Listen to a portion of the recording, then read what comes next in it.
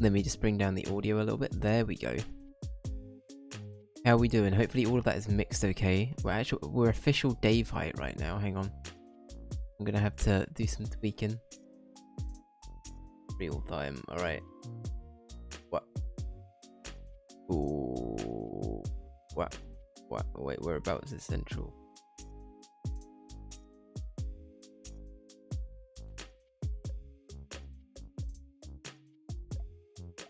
Apparently about there is. We believe that. Go with that. There you go. Is that it? And then if we go to our live scene. Oh god, okay, hang on.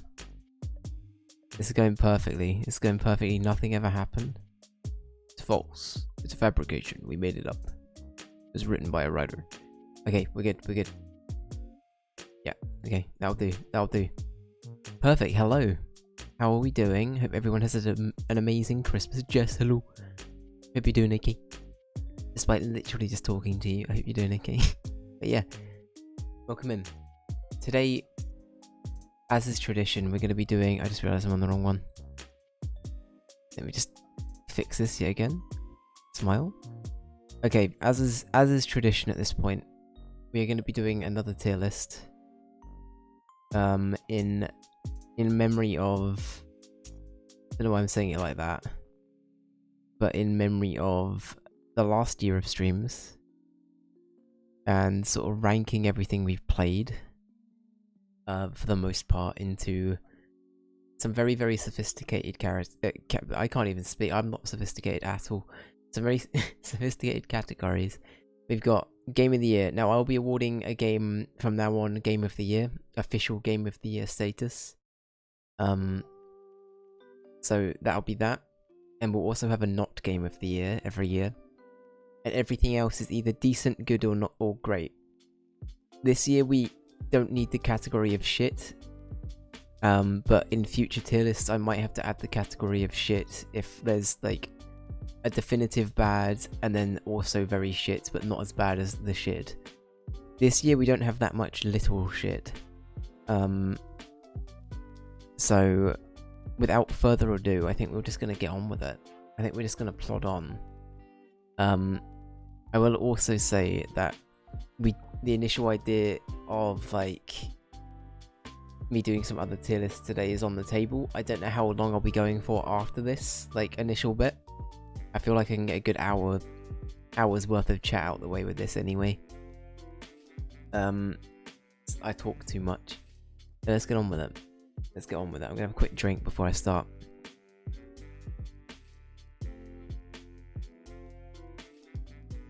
And like I said, I hope everyone had an amazing Christmas. And general festive period. I had a really lovely Christmas. It's been so good. I'm very fortunate. I'm very fortunate and very, very lucky. So thank you to everyone who's made that possible. Where do I begin? Should we try and do it in like oh god, okay, hang on. How do I want to do this? Okay, I'm gonna bring up an order. I'm gonna try and bring up like a set order of like when I played what. Hang on. It exists somewhere. It exists somewhere. We do not know where. But somewhere it does exist.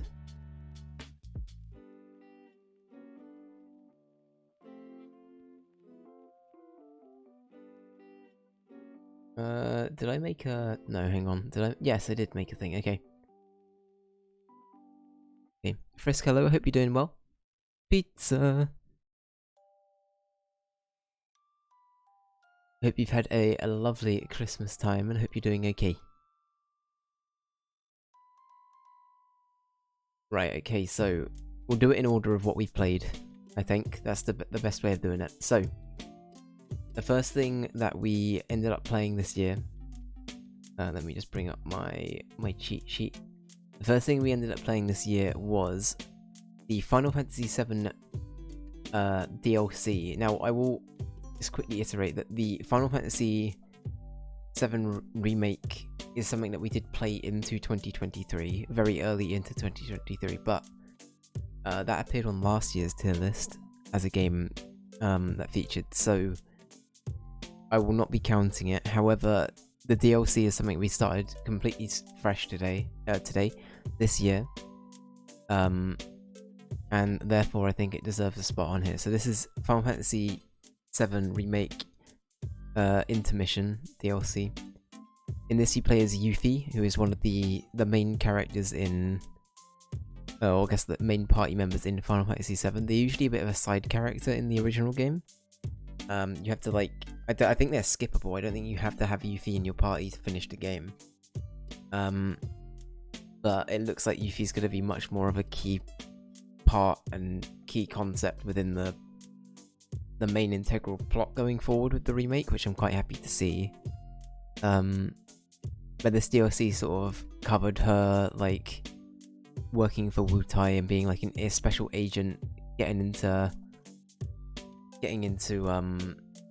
Midgar and seeing what Shinra are up to, and she's sort of just trying to do some like a little bit of industrial espionage, which you'd love to see. So yeah, that was a fun DLC. I don't think it was super long. I think it was about 7 hours, 5, 6, 7 hours, somewhere around there. You're good. I'm glad to hear, Frisk. I'm glad to hear. Her and Vincent are both skippable. That's right. That's right. British, welcome in. I hope you're doing okay, my dude. Hope you had a lovely Christmas. But yes. So, I think based on that, I don't know. So, let me get my train of thought back. So, this DLC was very good. I felt like it was a nice way of introducing Yuffie without forcing you to just randomly meet her later on. I think this is a much better introduction to the character, and I think it makes it's a bit better than her just appearing and stealing your materia like in the original. Like this fully gives her like a big old reason to exist beforehand. Like just in the general scale of things, right? It's not like it's not something they needed to do, because I think that Yuffie would have been well received as a character anyway. But I think that this was genuinely a bit of a gem, and I'm very, very happy that I played it. That and the remake were both, like, honestly, the remake might have been my game of the year last year if it wasn't The Witcher. So I think I'm gonna have to whack this in great, just because it's good, it's short, it's not a full game, it's just a bit of DLC, but it's still very good at what it is, and yeah, it's a good time. It's a good time.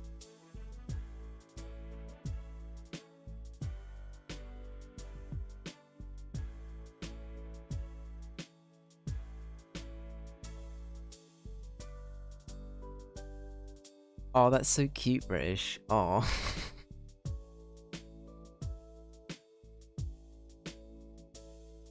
Get to double up. I mean, obviously, Christmas dinner is very filling, so I hope that you're able to find the room per second Christmas dinner. Because, like, that's the thing, right? That's the big thing going around, is that everyone's in a bit of like a food coma.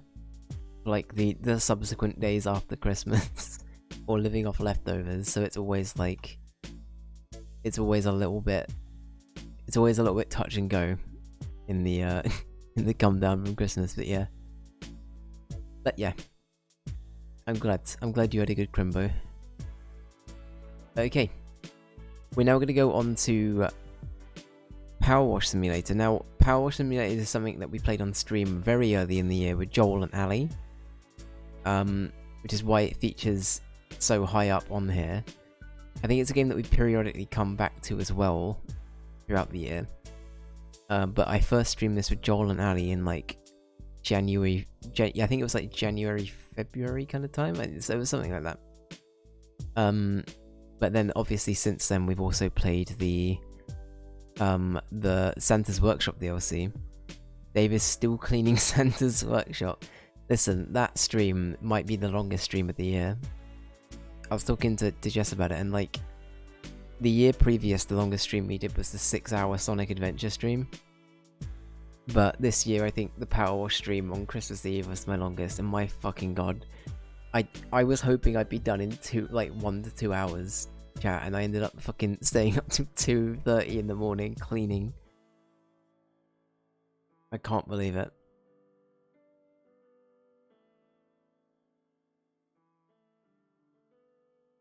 Oh, a good turkey sandwich is always good, British. It's always good.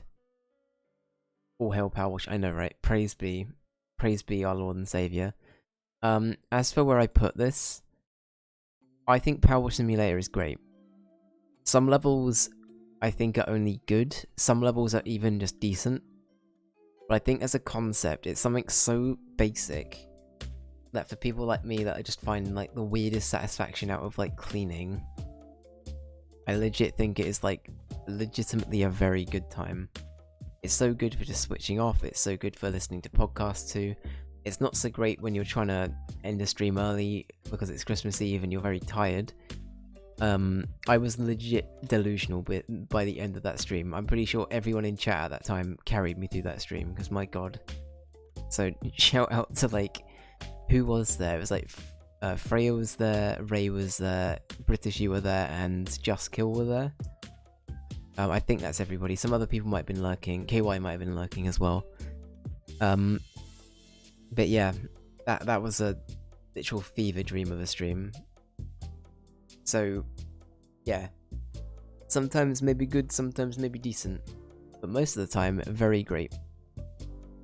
And I don't think I enjoyed it as much, or enjoy it as much as Final Fantasy VII content, because Final Fantasy VII, legitimately one of my favourite games of all time.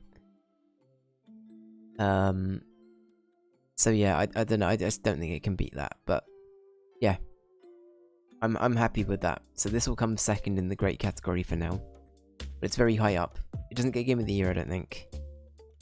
I will also award Game of the Year at the end, so I'll put it in like whatever it might be. It could be anything, honestly, actually. What is next? But yeah, Power Washes are great. And now we're going on to another great, which is Dragon Age Origins. And I actually think that Dragon Age Origins is probably about... Now this is very difficult, because this is really good, but I love this. Like, this is like very good still. I was blown away by this game. So I'd heard Lara and Ali praising this game a bunch off of stream, to the point where I was like, I kind of want to see what it's like, because setting wise I probably would like it. And here we go, get ready for Dave's signature. I hate Mass Effects, but I don't hate Mass Effect. I didn't get on with Mass Effect when I played it. I thought it was fine. So I was a little bit skeptical going into this and being like, maybe I won't love it. But I will say I genuinely adored what BioWare did with this game. I thought it was really cool. I think it's not aged particularly well in places. I will say I had to mod my game to make it work. And I had to buy it on a different launcher to make it officially work. So, that's my only gripe with it. I wish they remade it or did like a Mass Effect collection sort of thing, like they did with the like the Mass Effect, but with the first two Dragon Age games. I think that'd be awesome. But yeah, it's cool. It's cool. It's honestly, yeah, it's almost not what I was expecting it to be as a game, and I'm kind of all for that. And I think we played it for, I don't even know, but Power Wash doesn't count because I played it so much off stream. I think I've lost track. But this was, I think, an 120 plus hour playthrough, including DLC. We played a lot of Dragon Age Origins. It was one of the higher games in terms of like hours play count that we've played on stream at all. I think it beat Persona 4. Nothing's going to beat The Witcher for a while, until Baldur's Gate 3, but yeah. Dragon Age Origins, really good RPG. I really recommend it. Hopefully they make a remake at some point. And that's all the only negative thing I have to say, honestly. Dave started to see things at the end of Saturn's Workshop. I really did. I was tripping big time. It's all of that, you know, whatever the green stuff that was like left lying around in like the muck. That was some like hard elf drugs, you know what I mean? They hit different when you're not an elf. All of that elf cocaine is a bit of a novelty to humans. Anyway, okay. Next up. Well, so these aren't. I'm putting them in officially when we started them, not when we finished them. So hence why Dragon Age is here. And next up we have Cyberpunk. So Cyberpunk, I honestly think, was visually unlike anything I've ever played. Visually, this game is probably the most beautiful thing I've ever played. It's stunning. I adore the aesthetic. I really love the story and the characters in it. I thought that it was like no shade to Starfield, because I feel like with Starfield there's a framework to be worked upon where I think the modding community are going to do wonders with that game, and I hope it really like thrives after the fact. But Starfield felt very outdated for what it was, and I feel like Cyberpunk is almost like a Bethesda game if it was like modernized to some extent, or if it was have the CD Projekt Red approach, I guess, of a Bethesda game. And I honestly think it works so well in their favor that I genuinely loved it. Bugs aside, of course, that's, you know, that is what it is. But yeah, it's been so good, so good. I will just say I've only just realized I haven't put the what's it called, the what is it called, Phantom Liberty on here. I think Phantom Liberty is probably going to go, just for the record, somewhere between like good and great. Probably more good, because Phantom Liberty has been fun, but it's been so buggy that I'm a little bit scared by its launch on my end. So I hope that they get it patched and fixed for people playing it later down the line. But yeah, base game Cyberpunk though, so good. I honestly couldn't recommend it enough. It's the thing that made me like Keanu Reeves as well. I didn't really care for him before. But in this game, he's just like, something Arazaka. I'm in your head, numbnut. Sorry, it's what Gonk. That's the Gonk and Choom. They're the two things I need to remember to say after playing a tedious amount of Cyberpunk. So yeah. Honestly, so good, and the amount of ways you can play it are really cool as well. I haven't played any of the other like openings or the starting options for your character or your story, but they all sounded genuinely very interesting, and it felt like there was a lot of replay value there. I feel the same about Dragon Age Origins as well, having a different origin you can roll with, and having that as something that's like vastly different to everybody else's openings is really interesting to me, especially for a game that's older. But I love the fact that both of these games do that, and the dialogue options because of it are quite influential on your character and your way of obtaining the story, I guess. And I just really love to see that, honestly, and that's why I'm very excited to play Baldur's Gate 3 next year on the stream. I think it's going to be an absolute whale of a time. I honestly... Oh, you have no idea. I can already say that Baldur's Gate 3 is probably going to get Game of the Year next year for me. So yeah, good luck all of the other contenders. Anyway, Cyberpunk, solid stuff, good stuff. Honestly, really great game. Sadly, next up on our list of when we played it, I didn't make a shit category, so I think I'm just going to drop the not Game of the Year on everyone now. This game was truly awful. The Lord of the Rings Fellowship of the Ring for PS2. So this was a game that was created a year after the movie adaptation, as the adaptation had come out. However, I don't think they wanted to use the rights affiliated with the movie.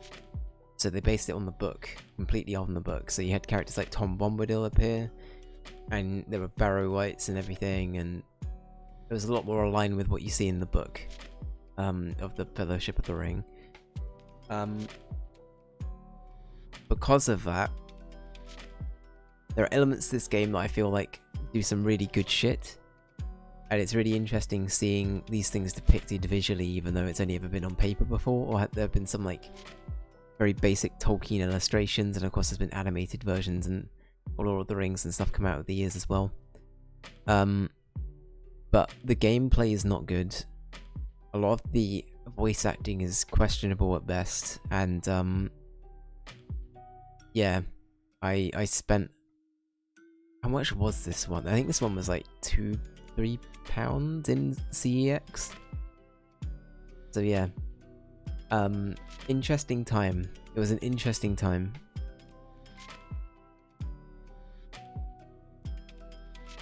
We can't make a worse. Can't make a worse Lord of the Rings game. Gollum is like, hold my ring, quite literally. I keep saying it. I don't want to give the devs money, but I do really want to play Lord of the Rings Gollum. So I might need to find it. If it's going on sale for like £1 or like even £3, I might get it then. But that Gollum game looks so monumentously bad that like... Monumentally bad, not monumentously. Monumentally bad that it's like... I think it would be so funny to play on stream. Like legit, I'd hate it immediately, but I think it would be a really fun time. But yeah, this was not good. You mainly play as Frodo, Gandalf, and Aragorn, from what I remember. They're the three like main playable characters that you get. I think you might play as like other people briefly, but only very briefly if you do. Yeah, it just wasn't good. I'm pretty sure this is my not game of the year.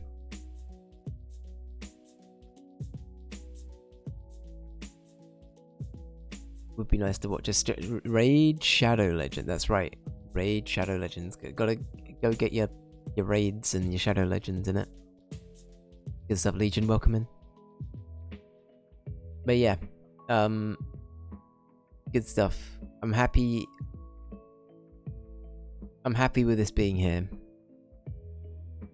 We probably will have a few other contenders for not game of the year, but we'll get to those when we get to those. But honestly, going on to the other Lord of the Rings or Tolkien affiliated PS2 game, The Hobbit. Now, I didn't think The Hobbit was bad. I thought it was decent.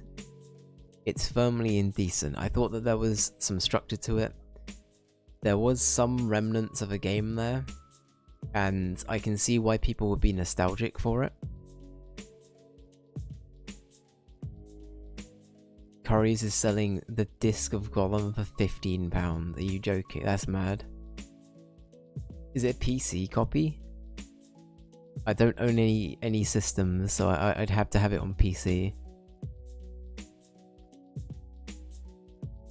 I'd consider it though. I'd consider it. That still may be a bit too much though. I feel like below a tenner is the amount I'm willing to spend on Gollum. But yeah. Okay, but The Hobbit. It was cool. I will say at times it infuriated me, and at times I don't think it was that good. So I think that firmly indecent. But yeah, I think that's okay. I'm happy with that. I'm happy with that and being indecent. How comes the Dragon Age Origins DLC is on this list? So this is... I'm basically doing all of the games plus DLC I've played throughout this year. And that includes basically all of the Dragon Age DLC. Who has a disc drive on their PC these days? I do. So, I'm one. I'm a big old boomer though, so that's fine. I manually still watch DVDs through my PC. Does that tilt anyone? How many people can I tilt? I also play Worms Armageddon sometimes, just for shits and giggles with my CD-ROM from 1999. Very cool. Very cool. But yeah. Where was I at mentally with that? So The Hobbit. Was there anything else I needed to say about The Hobbit? I think one thing we established is it's the same Gandalf voice actor in this one and this one, which I thought was kind of interesting. I think they both came out the same year. Oh no, sorry. The Hobbit came out in 2003, and Lord of the Rings came out 2002. So yeah, all of these Lord of the Rings affiliated games came out, you know, just as Tolkien's universe started to generating some revenue again. So that's fine. That's fine. But yeah, overall, I think it's decent. I can see why people would have nostalgia for it, but I don't think I'm in a position where I can say I love it. So it's going to go in decent. I think that's doing it some justice, honestly. So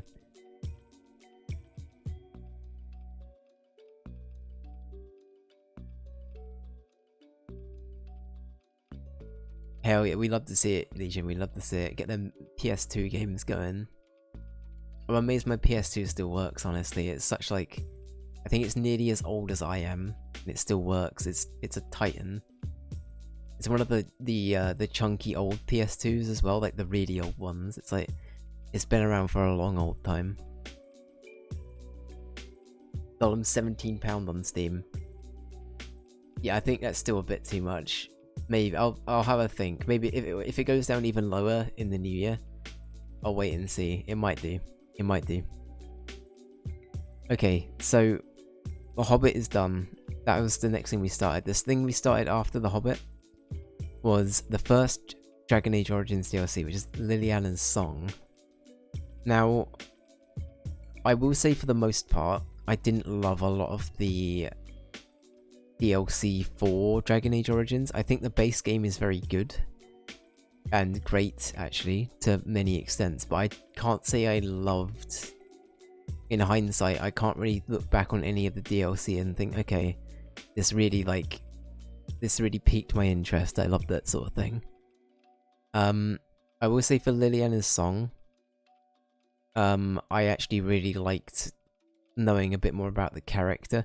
I think for me, I will say, the DLC where it establishes more lore about the characters that are already in the game. So I'll just flat out say, I think Witch Hunt's also good. I like these two because it's like, you get some more lore for Liliana and Morrigan individually, and they're characters that you already care about because you know about them from the base game, and that's fine. I'm happy with that. I think Witch Hunt was actually the last one we played, so I'm skipping a bit ahead with that, but I feel like I can say this about both of these. This is sort of like a prologue to Liliana's character and her being introduced to the world and her being sort of showing her previous life before she joins the what's it called? What are they called in Dragon Age Origins? The devout faith. What is it called? Like it's got a name. Legion, help me out. Legion, help me out. But yeah, I thought that was really interesting. And then with this, you find out what happened to Morrigan after she left. And you basically, spoilers for Dragon Age Origins, and you basically make her and Alistair have a child. The Chantry, thank you. That's it, the Chantry. Yeah, so before she joins the Chantry, about her being a rogue.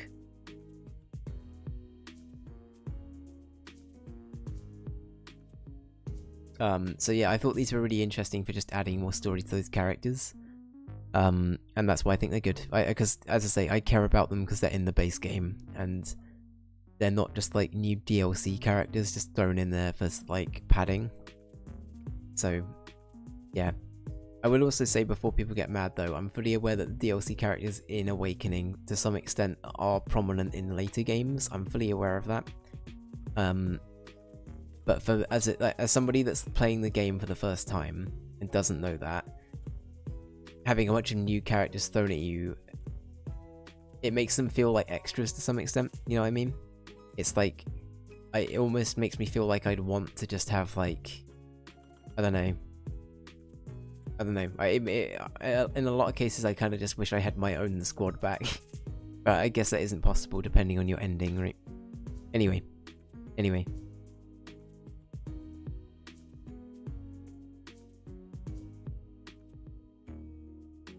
Oh hell yeah, British. That's a lot of heckin' discs.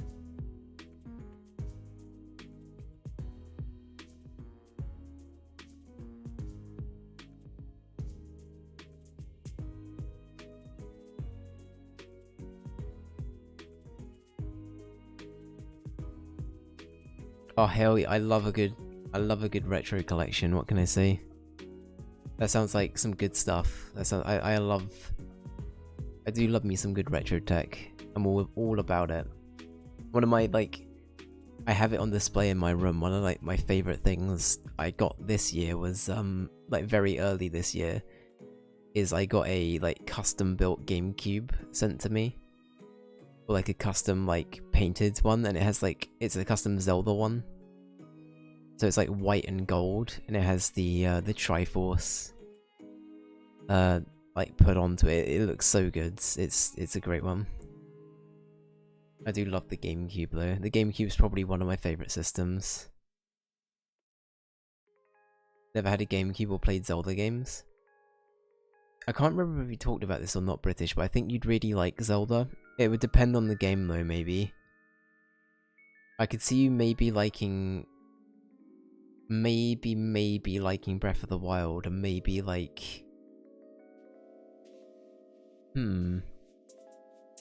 think most people like Twilight Princess. I feel like it's a pretty solid one, or Wind Waker. I feel like they're pretty good. Or if you want a good older one, I think A Link to the Past is meant to be quite good as well. Which you can vote for on the wheel. A Link to the Past is on the wheel. So yeah.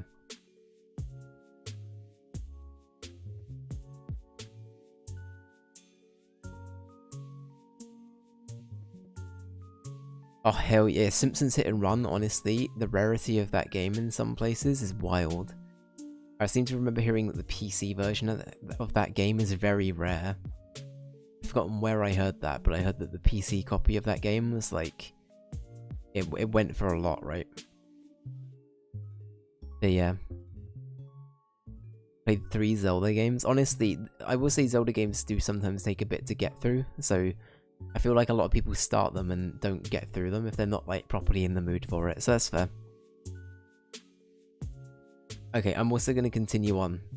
a little bit. So, next up we have Final Fantasy VII Crisis Core Reunions. This is a remake / remaster. I think it's more of a remaster than a remake, to be honest. But this is a prequel to Final Fantasy VII, through the eyes of Zack, who is one of the main characters involved with the Nibelheim. Is it Nibelheim or Niflheim? I always get it wrong. I think it's Nibelheim. But it involved in that incident where Sephiroth basically goes a bit mad and starts becoming a baddie. A baddie for real. And you sort of learn what happens to Zack, or what not happens to Zack, and ultimately what happens to Cloud, to make Cloud the protagonist of Final Fantasy VII. So it's a very integral game to the Final Fantasy lore. I thought it was really, really fun and cute. Ali, if you're listening, I'm so sorry. I don't know if Ali's around, but Zack will forever give me Sonic the Hedgehog energy, and I stand by that. And I don't know, Zack's pretty cool. I think I like Cloud more, but Zack's decent. He's alright. He's alright. He gives big Sora energy. So yeah, I don't know. He's I don't know. I liked him as a protagonist. I thought he was neat. But yeah, so I don't know where I'm gonna put this. I honestly I don't think I put it in great, just because I will say that at times the game felt a bit repetitive with it felt like it was sometimes it did definitely still feel like a PSP game, and other times it felt like a proper full-on Final Fantasy VII Remake-esque kind of style thing. I think it did feel a bit jarring at times because of that. But I did really love the story, and I loved everything they did. So I think I'm going to put it on the high end of good. And I think I'm going to do these two in that order as well. because it's very close to being in great, but I think at times there's also that one clip of me, me nearly saying the C word to that robot, which I love from that playthrough. But yeah, it was a good time. I had a lot of fun with this. I had a lot of fun with this game. It was cool. Apart from the final scene being muted, so that VOD's permanently just going to be muted now in that final scene. That's fine. Oh yeah, you figure out if you're doing Persona 3 Fez or it's a remake. I think I'm going to do the remake. I think I'm eyeing that up more, but it will completely depend on if it gets picked on the wheel or not, so we will wait and see.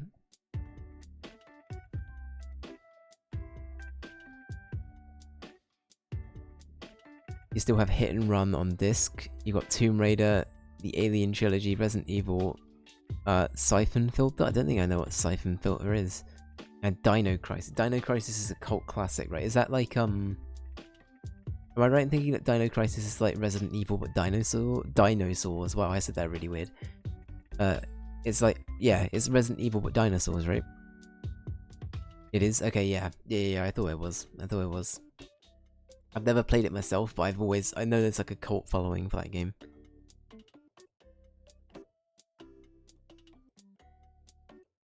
It's pretty high up. Well, I think it will. Yeah, I think it will too. I know that a lot between like you, Joel, and Freya, there's been a lot of points put into Persona 3. So I have a feeling it will as well.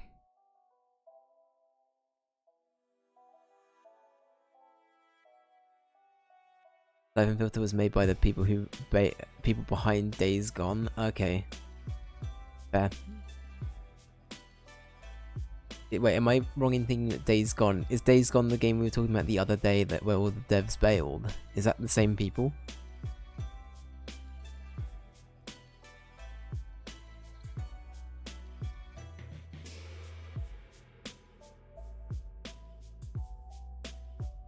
It might be that one.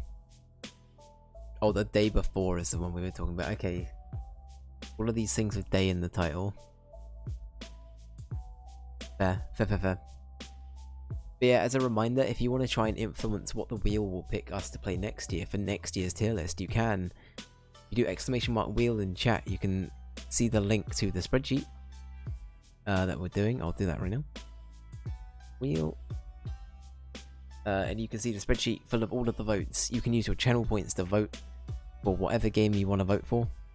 It's 1,000 channel points per vote. You can buy them in bulk, so you can buy like 5 at once if you want to, or 10 at once if you want to, if you saved up enough beans. And yeah.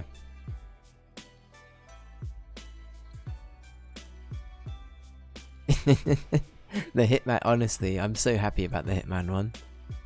The Hitman one is a good time. I love that it's got on there and it can just stay there. It is iconic. Part of me really does want to say, like, if anyone votes the Hitman, they're not allowed to. And just keep it at 47 and see what happens. But yeah. Oh, for fuck. Oh, okay. Right, I need to get my bean dispenser. Thank you, Jess. Right. For anyone who doesn't know, I got a new bean dispenser and some new beans for Christmas. I have a literal, like, jelly bean thing now, where I turn, like, a handle and, beans come out. So, thank you, Jess, for providing this. But yeah, I will go and get that now, because it's on the other side of my room. And we'll see what beans it gives me. Give me a sec.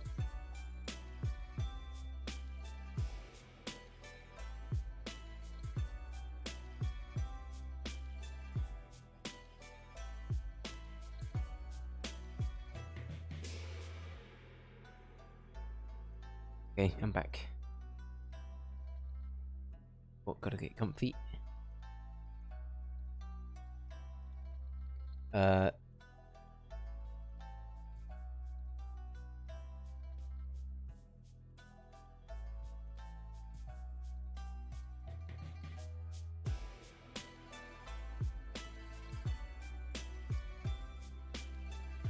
Oh yeah, Destroy All Humans is a weird one for me. I have a lot of nostalgia for it, but those games are like a guilty pleasure. They're definitely a guilty pleasure. I haven't played one in like 10 plus years though. Did they do a new one a few years back, or did they remaster one? They might have remastered one. That might be what I'm thinking of. Anyway, Jess, thank you so much for the bean redemption. So I have a literal like jelly bean dispenser. I have to turn the handle, and one will fall out.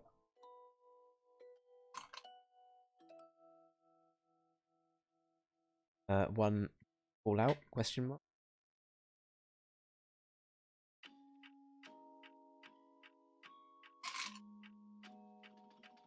Bean dispenser, hello. One will fall out.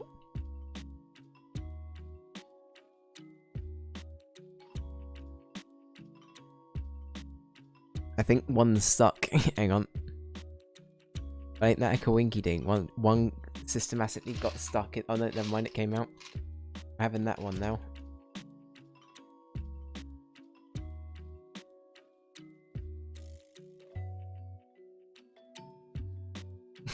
Are you turning it the right way? I was, yep.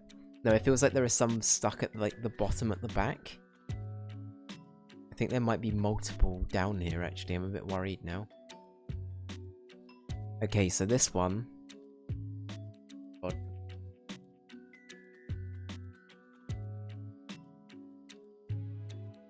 Oh, where's the box? I don't have the box on me, I don't think. Hang on. Box in. Oh, okay. Right, I need to get the box as well. Hang on.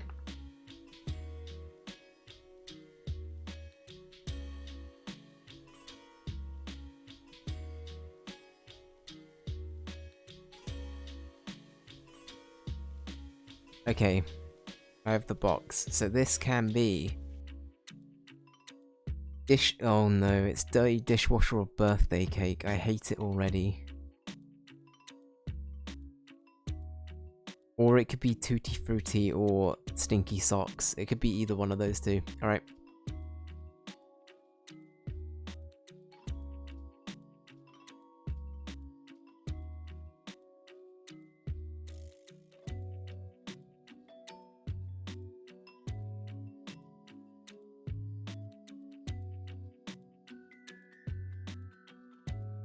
Okay, it's one of the bad ones, but I can't tell which ones.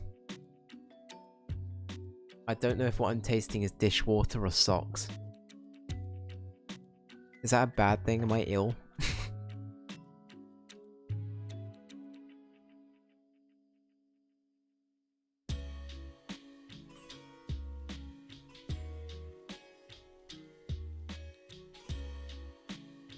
Oh, okay. Thank you, Jess. As a heads up, I will be upping the price of beans to $2.50. That is something that will be happening in the new year, but I will keep them at 100 till 2024. So, be warned.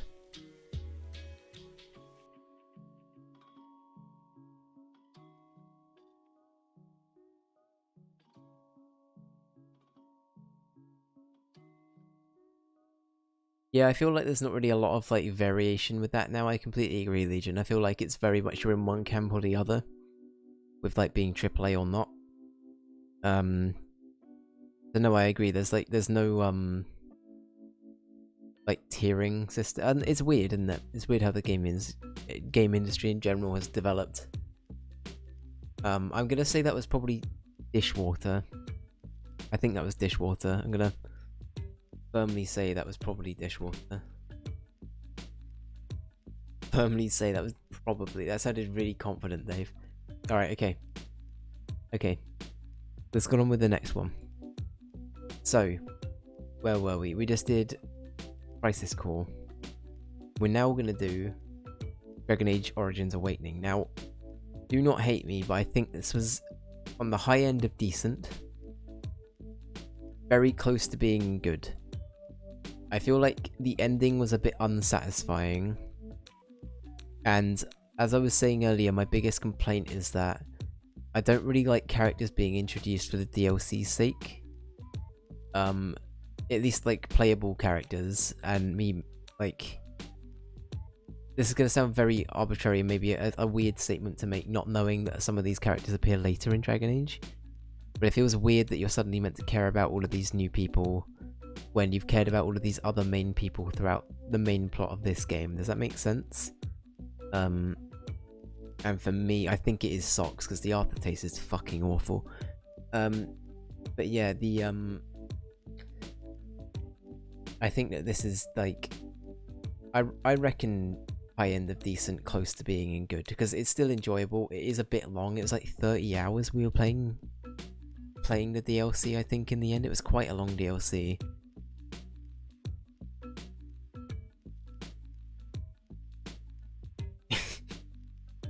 But yeah, I'm happy with that. I'm happy with that. I think that's a good place to put it. As I say, I think I would have put it in good if it was like a tiny bit shorter. And that's pretty much the only reason it's not in good. But I still thought it was very decent. I thought it was the high end of decent, like I said. I feel like this is close to being right near the bottom. I didn't think this was bad by any means. I think it's the low end of decent. I feel like I should make a meh. You know what? I'm gonna make a meh category.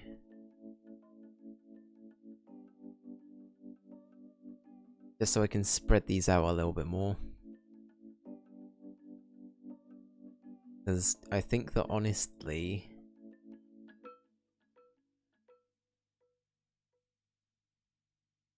I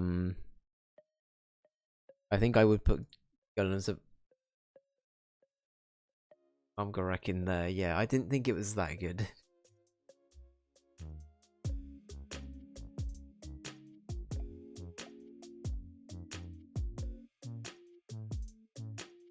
Oh hell yeah! Honestly, I still have a bunch of my old games like in a box, and in like various storage bits and pieces in my room and various other places. And yeah, I just love to collect old things like that.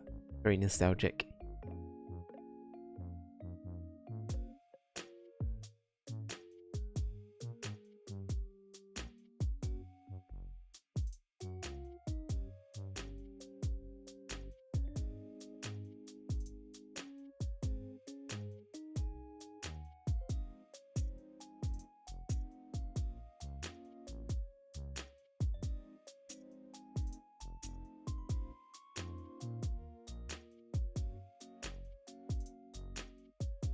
I've never played Time Crisis, so I was always curious about it, but I've never played it myself. Oh, Urban Chaos is, I don't agree with Urban Chaos. I tried playing it on a retro stream a few years back, and that game was jank. But I did try and play it on PC, and I think the PC port was notoriously bad. So that might be why.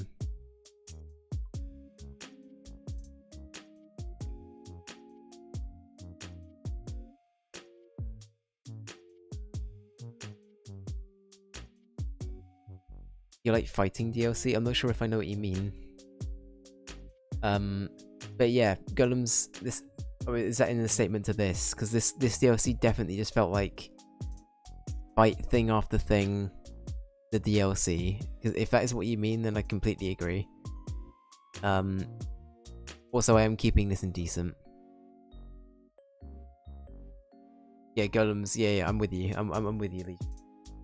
Yeah, I think it just felt a bit tedious, and I didn't really feel like the story payoff was very good either. It felt very, very extra. And for that reason, I kind of want to put it there, because it just didn't really do much for me. And that final boss fight was a bit tedious, but I feel like I was doing it wrong as well, so there might have been an element of that too.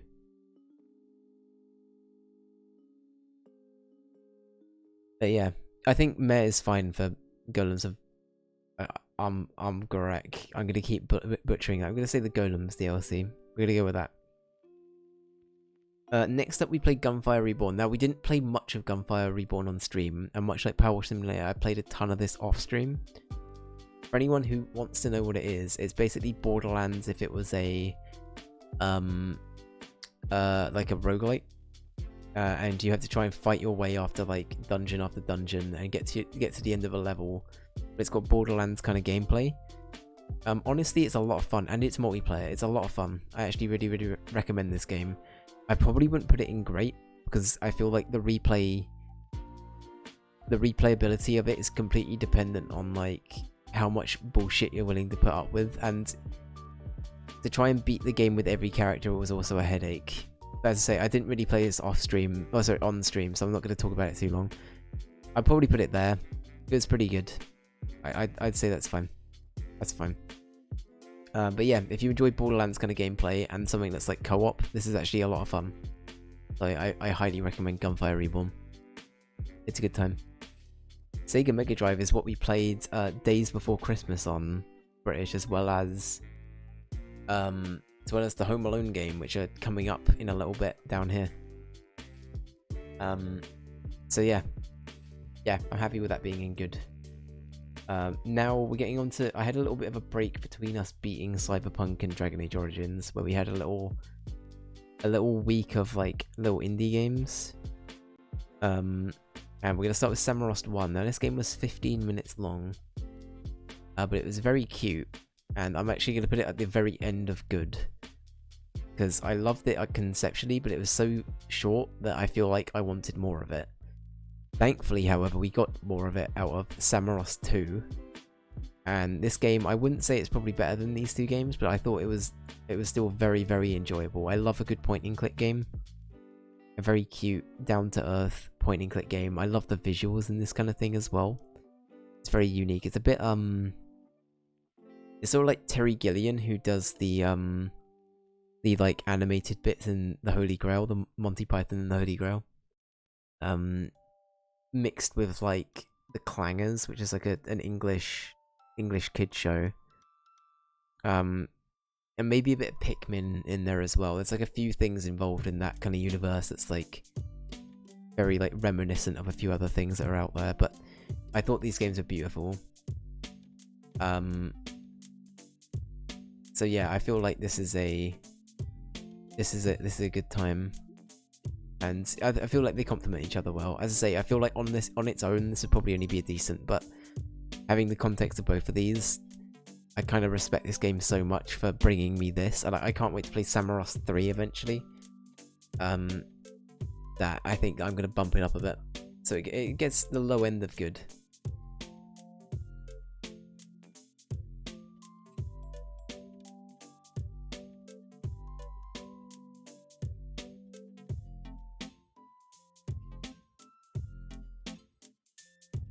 That's fair. I feel like, yeah, there's the way that like experimentation's sort of gone out the window a little bit these days. They go with what's safe and what will make them money, and that's sort of like a big part of it. But some companies will try and do something a bit fresh, you know. Some companies will try something a bit new, but yeah, to each their own on that. To each their own, you know. Sometimes they will, sometimes they won't. Oh, I just realised we skipped some DLC. Oh, I skipped a bunch of things. What am I doing? I skipped like 3 things. We played Super Hot after the Golems DLC. Super Hot was good. I'd probably put Super Hot like somewhere in good. I wouldn't say I thought it was great. It was a good experience. I don't think I'd ever play Super Hot again. But to say that I've played Super Hot, I think I'd put it like... I'd probably put it there. Super Hot was cool. It was a cool game. A little bit confusing, a little bit weird, but it was cool. It was cool. It was like a very fun little like time manipulation tech demo kind of thing. The levels all felt quite fun. Yeah, good time. It's a good time. It goes in the middle of good. A very solid good. The clang, yeah, the clang. That's I love. Yeah, how old are the Clangers now? Clangers must be about 20-something years old, right? That's like it's like an archaic show. That was a show that was popular when I was a kid, so we're going back a little bit now. Yeah. And finally, the Darkspawn...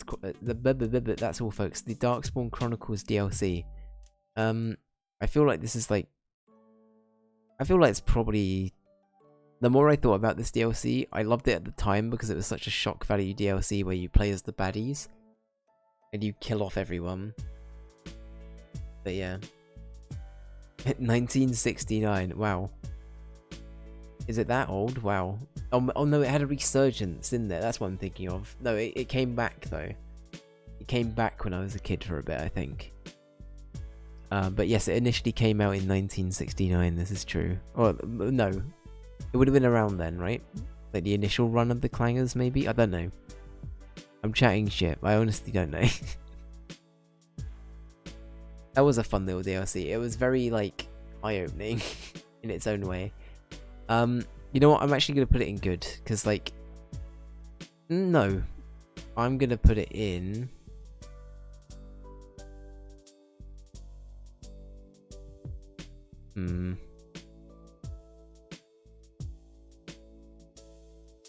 Oh, what to do. I feel like this should be like the low end of, I don't know. I'm getting very indecisive. Maybe indecent. I'll put it around the same sort of mark as like Awakening. It's fun. It's sort of like an alt universe timeline thing where basically you don't come to help or you don't survive the joining or something like that. I've forgotten what happens exactly, but basically Alistair is left on his own to try and fight the Darkspawn, and then he fucks up. So Alistair can't do shit without the Grey Warden that you're playing as, is sort of what's established from that. So yeah, it's a fun little DLC. It throws a weird spin on everything. And yeah, it felt like this to me felt like a good DLC to have in the mix. This one, not so much. I feel like they could have skipped this one and just done the others, and that would have been fun. But yeah.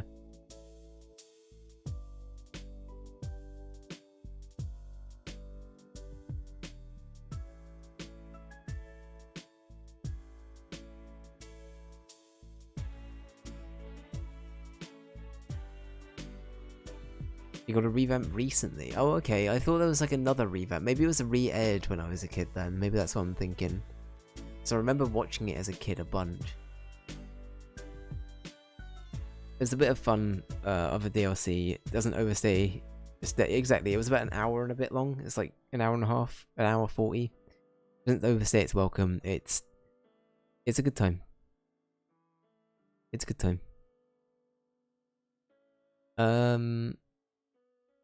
But yeah, let's go on to like the next thing. Sludge Life. Where do I put Sludge Life? So this game was a game that I thought I was gonna love. And I did like it. I thought it was good, but I didn't like it as much as I thought I was gonna like it. It felt like a bit of a Dave game. I don't know how I feel about that overall. I'm gonna have a think about that. Also, Inea, welcome in. I hope you're doing okay. I hope you've had a good Christmas and a good I guess like festive period in general. It's been I keep forgetting that we're at the end of the month. Is that weird? Even though we've had Christmas, I keep thinking it's like still a bit to go yet. But yeah, hope you're doing okay. But yeah, I'm thinking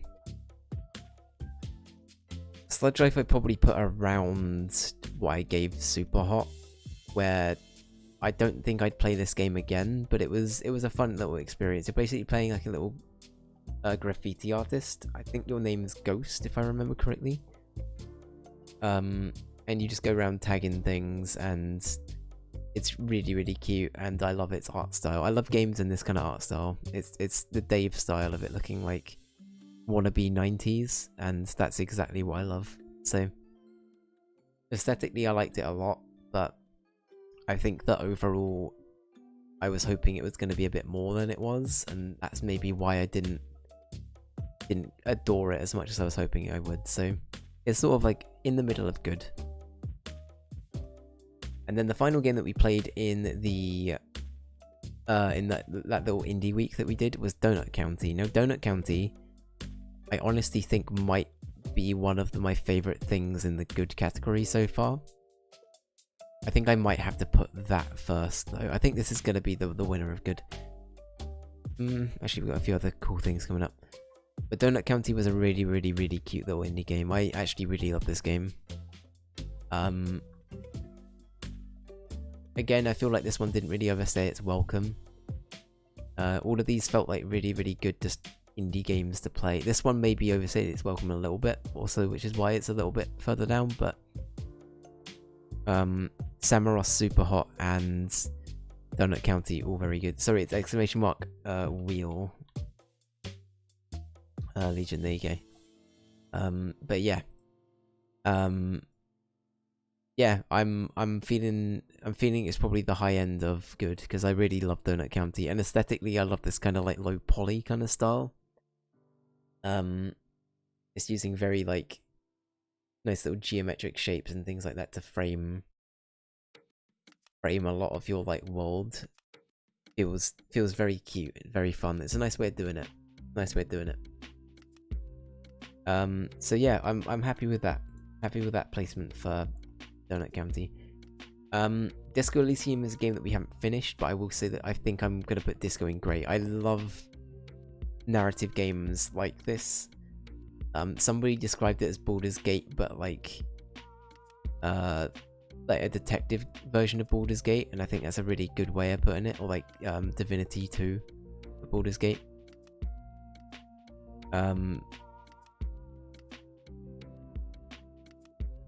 When you're gonna make a long game and a short game list, I was. If you look at the bottom of the document, Legion, there's a tab, and you can change it from long game to short game.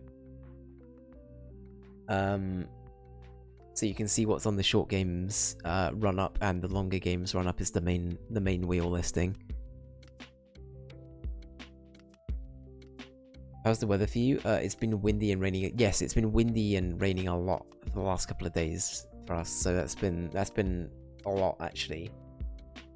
A lot happening on the side. But it's alright though, because it's it's been a very chilled time. I had a lot of nice indoor time for the most part, so it's been lovely. But yeah, so Disco Elysium, I think it's better than Power Wash. I think it's better than Final Fantasy VII Remake Intermission. I even think I might be liking it a bit more than Dragon Age Origins as well, just because the writing in this game is phenomenal. It's so good. And yeah, I genuinely think this is gonna be. This for me was a game I was pretty certain I was gonna like, but part of me was like, what if I don't like it? What if it's like not for me? And then I played it and I was like, okay, no, I immediately love this game. It's really good. Disco Elysium is solid, genuinely very solid.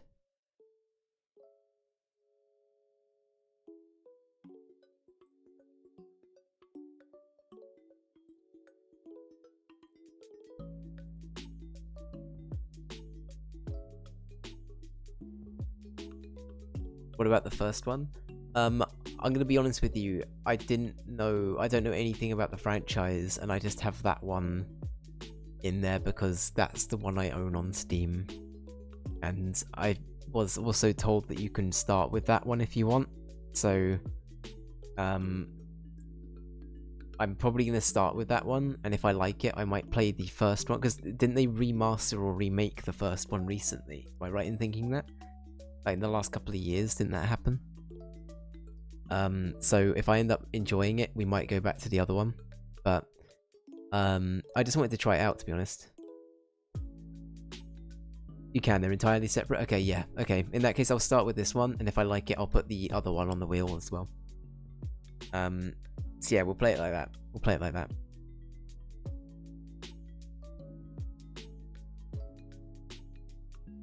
You also watched Wallace and Gromit: A Close Shave. Preston was a bad guy. I know, right? Preston, SMH. That one's really terrifying. Me and Jess were talking about this because, like, Chicken Run is a little bit morbid going into it. I always forget how, like, slightly morbid Chicken Run is. And then I feel like A Close Shave out of all of the Wallace and Gromit ones is also a bit dark. Like, out of all of them, I think that's, like, the darkest one. We won't talk about the moon one, though, because British will have some trauma. British and the oven don't get on. Maybe they do. Maybe you guys do now, but I'm aware there's some on-set trauma. But yeah. But okay, that's good to know. Though. Thank you, Legion. I didn't know that that was the like a follow-up game for Nier. I don't know anything about the franchise, so yeah.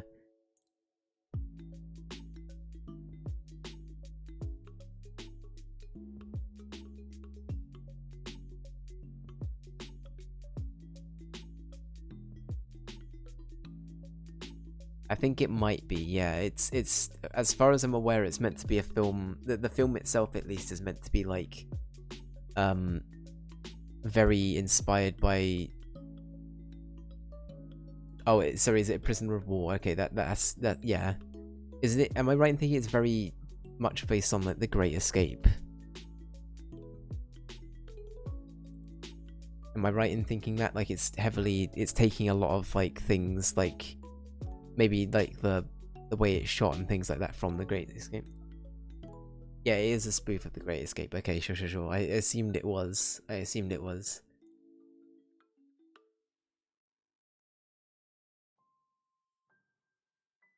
Very true, yeah. Okay, so yeah, Disco Elysium, very good game. Genuinely really liking that. Very solid.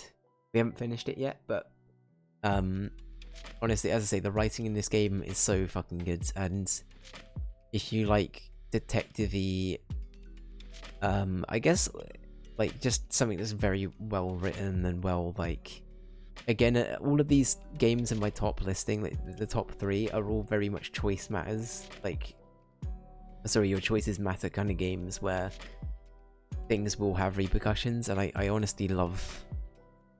I love that is. Yeah, I don't know. I think that's a really big thing for me, is knowing that there's so many dialogue options that you can get, or different outcomes that you can get. It makes the game interesting, and it very much makes it your own experience too. And I think that's why these 3 especially sort of do it for me. But yeah.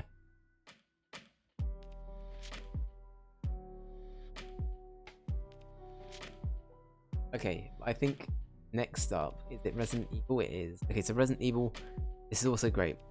I'm about to break what I said by putting Resident Evil probably about...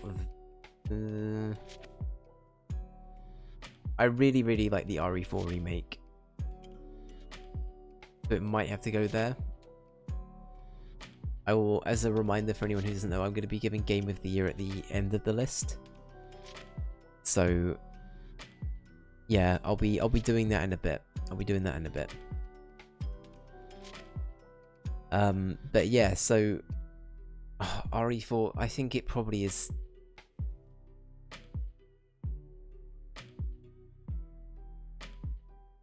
I'll put it there. So for anyone who doesn't know, the original Resident Evil 4 for me is probably somewhere like here, like the original RE4, because I feel like in places it hasn't aged particularly well, and for me, I didn't grow up with that game, so going back to it like 20 plus years later, not 20 years, sorry, like 10 plus years later, it felt a little bit, I don't know, it didn't feel great, especially after I'd played the RE2 remake and the RE3 remake and 7 and 8. RE4, the original, felt like a bit of a sore thumb, but you know, it's an old game. It came out in 2005, so that's fine, right? But this remake really did it justice, and I actually adore the remake so much. It's such a good remake. I think Capcom have nailed pretty much all of their remakes so far. I think that 3 was good. It was a bit underwhelming in places, but it's good for the most part. And the 2 remake is phenomenal. I think RE4 might be my new favorite RE game, but RE2 is a very close second. So both of these remakes have been solid. So yeah, I'm sort of there. But yeah, RE4 is so good. So they take all of the great gameplay from, or like the things they've learnt from making RE7 and 8, and also remaking 2 and 3, and just making it a really like competent, and like it feels as like polished and well done as the RE2 remake and Final Fantasy 7 remake for me, where they just completely like reinvented it to a point where it feels like it's its own entity, while also being very faithful to the original, and that's all you can ask for a remake, I think, to be honest. So I'm gonna give that a great. And I think RE4 and Disco are very close to being tied, but I think I like Disco a tiny bit more. Do that.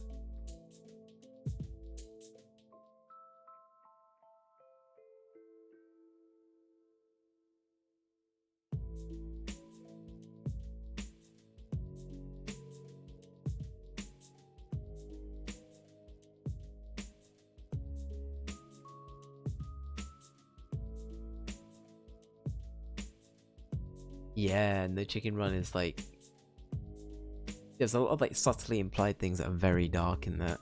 I agree.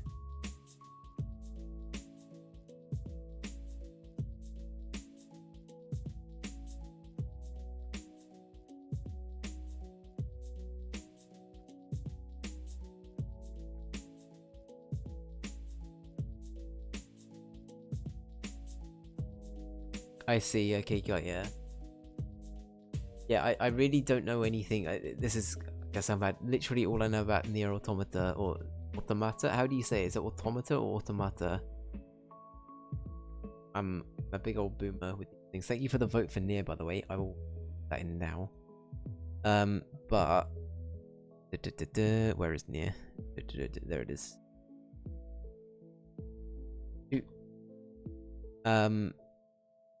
But yeah. All I know is there's like, is it A, B, and 2B? The joke I have in my mind is the main characters are named after pencils. That's how I remember them. But I don't feel like that's entirely correct. But yeah. Thank you for the vote. Automata, okay.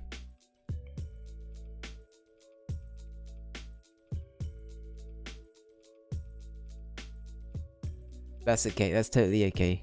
That's all good. Oh.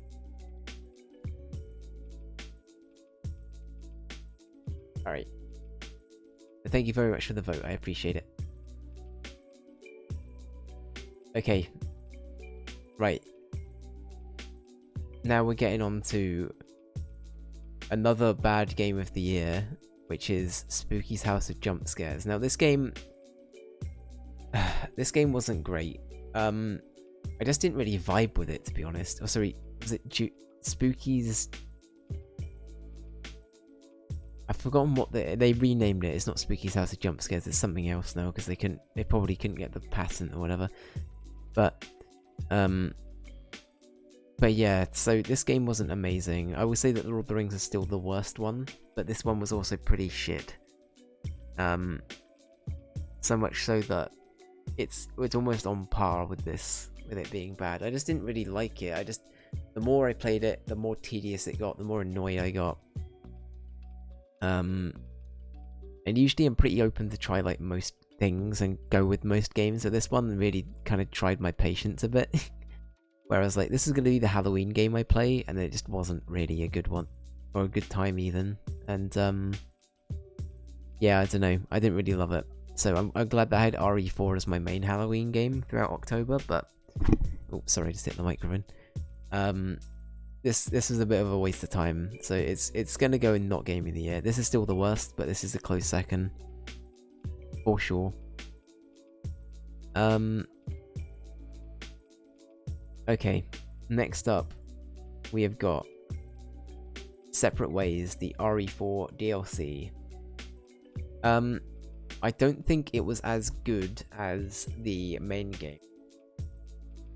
I don't know where I'm going to put Separate Ways. It very much feels a bit like what I was explaining with these two DLCs, where I felt like a good bit of context for a character that's very deeply involved with the main plot and what they're doing.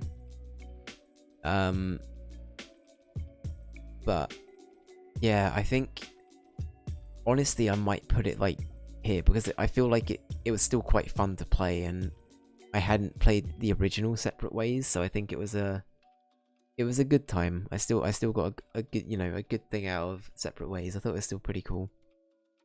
And yeah, it was very cheap too, is the other thing I will say. As far as DLC goes in 2023, this was pretty good. So yeah, I'm happy with that. I'm happy with it being like the high end of good.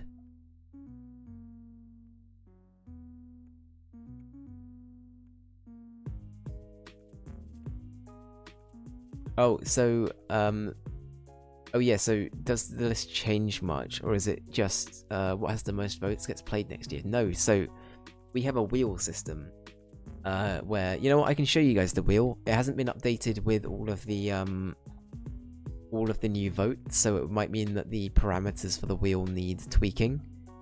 As a heads up, the wheel does also look very ugly because of how I've done it. But here we go. This is the wheel. All of the game, this massive chunk here is Persona 3, just so you know. So this is the chance of Persona 3 being picked on the wheel. Every time you vote, it makes this thing bigger. So the odds of it being picked are higher than the odds of it picking everything else. But it's it still means that it's, you know, there's still a good chance that the other stuff is going to be. It's a percent thing, yeah, it's a percent thing.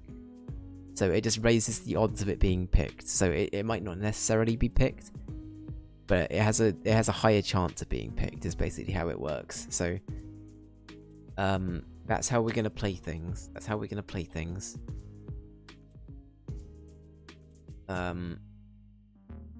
But that is the wheel. That's the wheel. That's a little sneak peek to the wheel. I don't think I've shown it off for a little while, so there it is in all its glory. Praise be.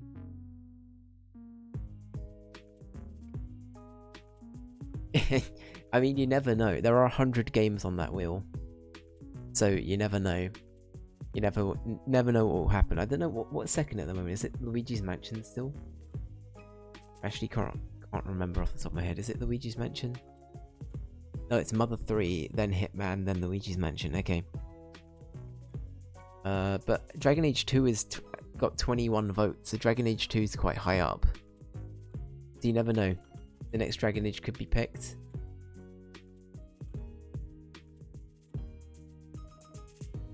But yeah. Let me catch up with chat as well. Really hate companies when you leave them. They constantly message you with emails. Stay with us. Yeah, no, it's it's a pain, isn't it? It really is a pain, I agree.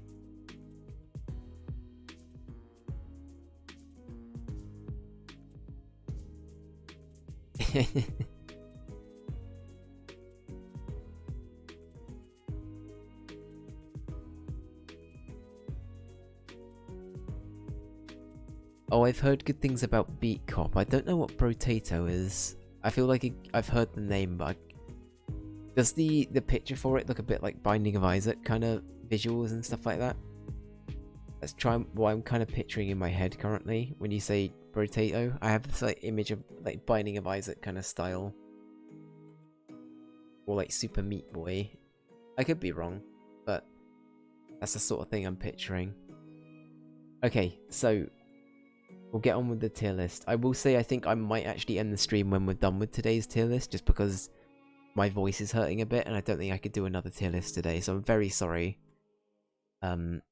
So I will just do the main tier list and we'll wrap it up.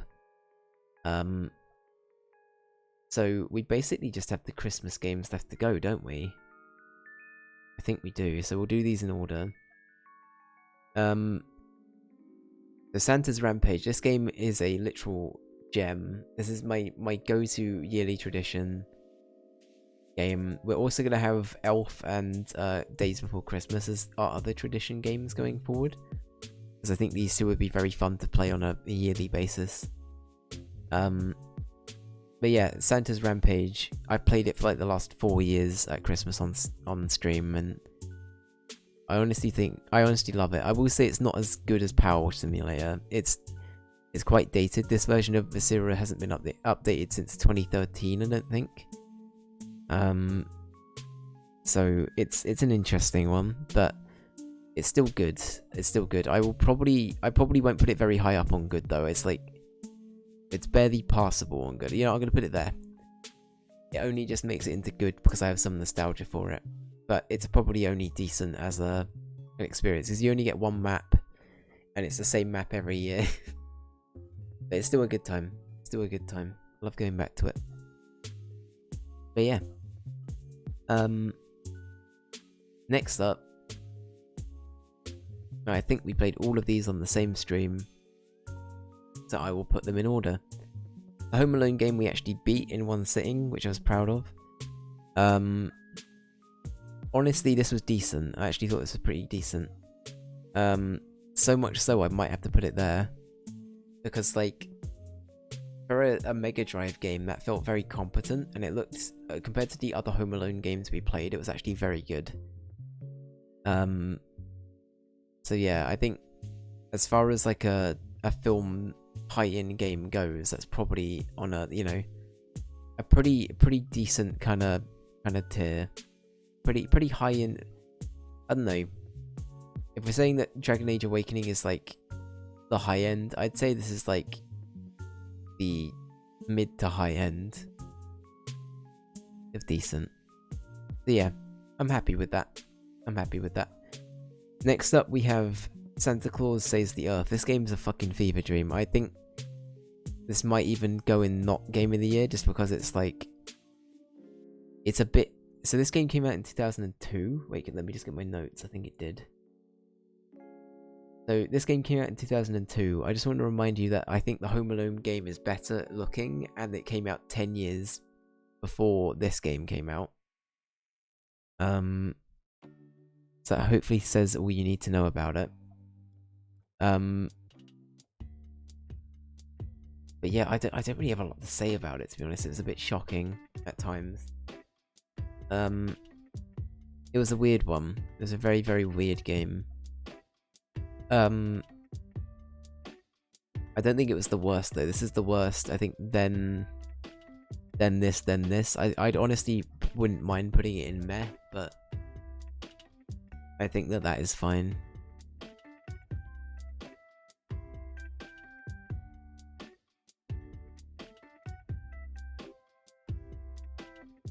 Oh, sorry, just had to have a little stretch. Okay, now we have Days Before Christmas. Now this game, also a Mega Drive game. When did this come out? 94? Yeah, 94. Oh, is it a Genesis game? Is the Genesis and the Mega Drive the same thing? Because I don't actually know. I assume it is, because for me it's a Mega Drive here in the UK, but I don't know if we also had a Genesis or not. I could be wrong. It is the same thing, J-Boogie? Okay, thank you. Thank you. I assumed it was. Also, how are you? I hope you're doing well, sir. But yes, Days Before Christmas. I actually really, really like this game. So much so, I think I might even put it, like, here. This is going to be a yearly tradition game.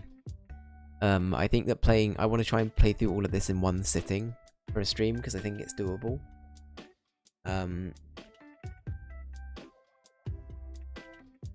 You're good, you've just been lucky. That's no worries at all, I hope you had a great Christmas as well, my dude. Hope you've been doing okay. But yeah, Days Before Christmas, really, really good time. I think it's like one of the most cohesive, like, Christmas games I've ever played. And I'm just for the record, the peak was usually about Santa's Rampage level of quality. So to have a game that I thought, wow, that was better than Santa's Rampage, that is like a mind-blowing event for me. So I'm gonna put that in like the mid to high end of good, because yeah, I don't know. It struck an accord with me, and it was also pretty unique as far as like platformers go. It felt like it was doing some pretty weird and wacky things. Also, Santa turns into Satan for no reason, but that's fine. Are we assuming it's because like there's some deep lore with like, if you rearrange the letters of Santa, somehow it becomes Satan? You know what I mean? That's probably the deep lore, right? There's probably something weird going on with that. So I'm gonna put that there. And then finally, we have by far one of the worst games we play, and this is also going to be a yearly tradition now. I'm also going to try and play through Elf every year at Christmas. I think it's going to be another. I think this has to be the worst game of the year. Just because I feel like this is going to get worst game of the year every year otherwise. Because this one's bad, but this one's also heckin' awful. I'm gonna put this here. Elf is not good. It's a Game Boy Advance platformer.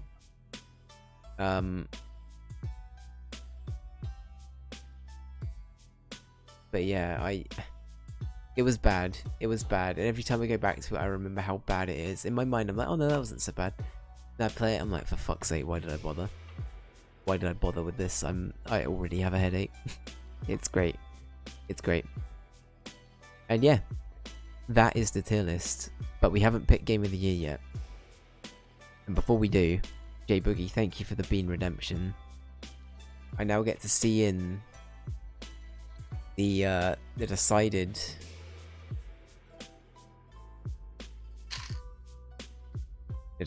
thing with a bean. Are we ready? Okay. J Boogie, the bean that you have given me. Oh, for fuck's sake, is green. Alright, is it going to be bogey? What are the options for this? It's going to be like bogey and something, isn't it? Let's have a look. Be bogey or juicy pear. Alright, before we do the Game of the Year, time for either a pear or a bogey. Or a booger, if you're American.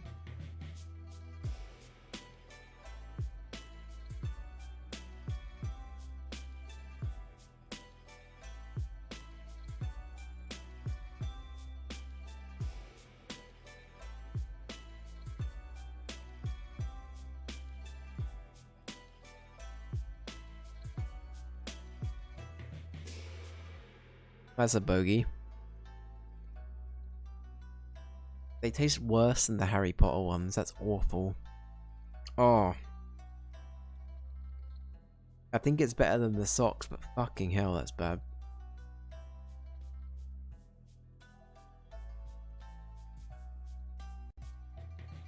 Yeah, I'm not about that. The only one I've had to literally spit out is the vomit one. I can't believe we got a vomit one day one.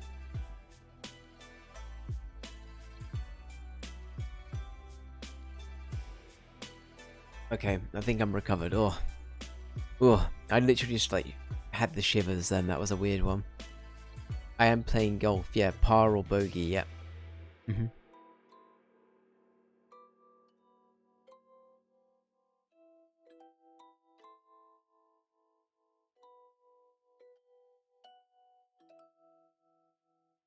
Okay, I think I'm recovered. Oh, okay. The Game of the Year for my streams this year. Thank you so much for everyone that's been watching throughout the year. We will have yet another tier list next year, I promise you. But for this year, I honestly think that although I feel like, despite it being so far down on this list, I think Dragon Age Origins, because of the amount we played it, would probably have to be a very close second. Maybe even tied with Disco. I think I have to give it to Cyberpunk. That's a bit anticlimactic, because it was already in the top spot for great. I ended up really loving Cyberpunk this year, to a point where it has generated some of my favourite clips, it being a fucking buggy mess. But also I think that it reminded me that I really like that format of like open world games. It made me very much want to start playing things like Fallout again, which you can vote for on the wheel. But Fallout 4, I guess, is like a game that I have like some nostalgia for. And I don't know, it reminded me of a lot of the like RPGs of that kind of time, and I also feel like it's an example of a game. Rightfully, it got slated when it came out for not being completely functional. I think that's completely fair, and it deserved to be slated for that. But subsequently, since then, it has done so much to change itself and better itself and make it into a functional game that I actually want to give it Game of the Year for me, because I think I've had so much fun with it, and I love its aesthetic. I love everything about it. Honestly, there's not a thing I would want to change. And yeah, I think that Cyberpunk also does this really good thing where I think Legions has touched on it in chat. by talking about open world games like Ubisoft do. Exactly what I was about to say, Legion, actually, funnily enough. But like, my one issue with Ubisoft games is there's a bunch of achievements for getting like collecting a bunch of things and doing a bunch of really like arbitrary tasks that feel really weird and like pointless, and a lot of Ubisoft games ultimately fall into that trap.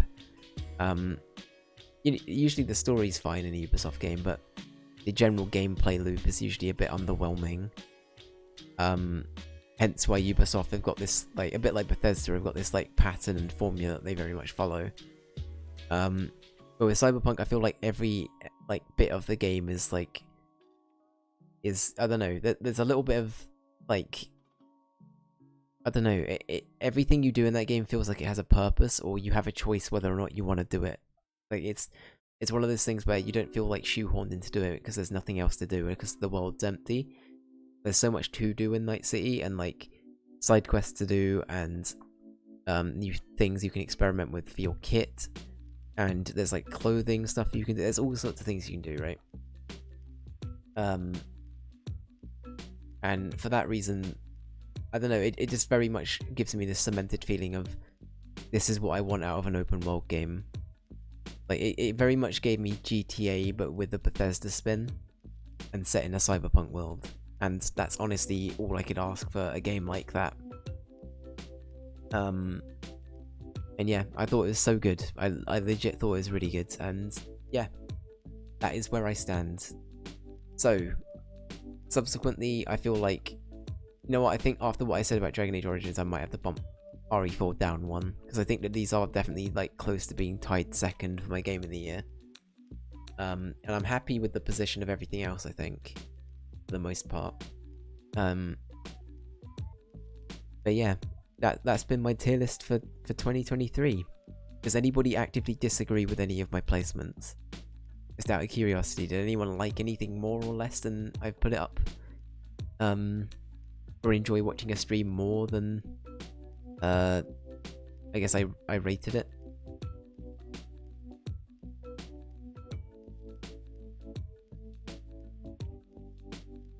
I think based on what you said, Legion, with it being empty, if it's very empty, then I agree with you. But sometimes, like, I don't know, like, I didn't mind Far Cry 3, for example, but I think as more Far Cries have come out, there's been more and they've been getting bigger and bigger. And because of that, they do start to feel a little bit too open. And I know that Joel hated Far Cry 6 with a passion. So, yeah, that's something to mentally bear in mind. I've only ever played Far Cry 3 and 4 though, so I'm very lucky in that regard. You weren't here for most, that's fair enough, that's totally okay. That's totally okay. I know that some people might be a bit upset that things like Super Hot isn't higher, or Crisis Core isn't higher. Some people might be annoyed that Power Wash Simulator is too high, I don't know.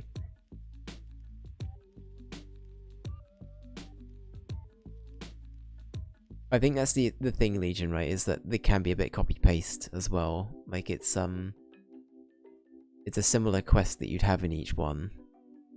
But yeah, I don't know. Ubisoft be Ubisoft. They just need to release Beyond Good and Evil 2 and I'll be happy. Or a new Rayman game. Either of the two would be fine and they kind of win, but...